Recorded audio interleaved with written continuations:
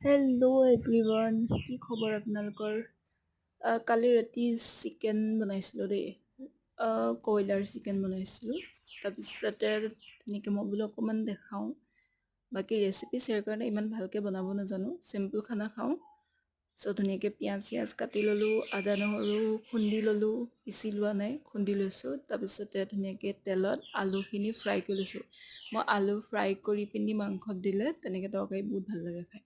তাৰপিছতে তেলখিনি গৰম হোৱাৰ পিছত তেজপাত দি পিনি তাৰপিছতে পিঁয়াজখিনি দি যেনেকৈ চবেই বনায় তেনেকৈ আৰু চিম্পল বনাইছোঁ। তাৰপিছতে আদা নহৰু খালি মই মছলা চব আদা নহৰু তেনেকৈ পানী অকণমান দি ঘুলি লওঁ।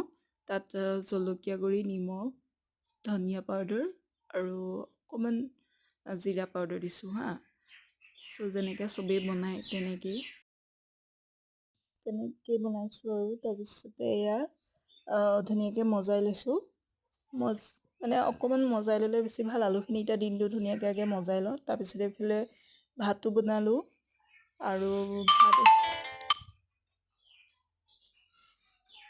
ধুনীয়াকৈ মজাই মেলি এয়া পানী চানী দি ল'লোঁ আৰু তাৰপৰা অকণমান হেৰি কৰি চাওঁ। তাৰপৰা মই আকৌ মিট মছলা সদায় তৰকাৰীখিনি খোৱাৰ পিছত বা মজাই থাকোঁতেহে দিওঁ। মানে মই ডাইৰেক্ট এনেকৈ মিট মছলা তেলতে ঘুলি নিদিওঁ। তাৰপিছত ধুনীয়াকৈ মিট মছলা দি আৰু অকণমান মজাইছোঁ, কাৰণ মাংসবোৰ যিহেতু অকণমান ধুনীয়াকৈ মজাই ল'লোঁ। এতিয়া পানী দিওঁ, অকণমান দেৰি আগে মজাই লওঁ, তাৰপিছতহে মানে মই পানী দিওঁ। দিছেনে ধুনীয়াকৈ। তাৰপৰা এয়া ভাত হৈ গ'ল। তাৰপৰা পানী অকণমান দি উতলাই লৈছোঁ।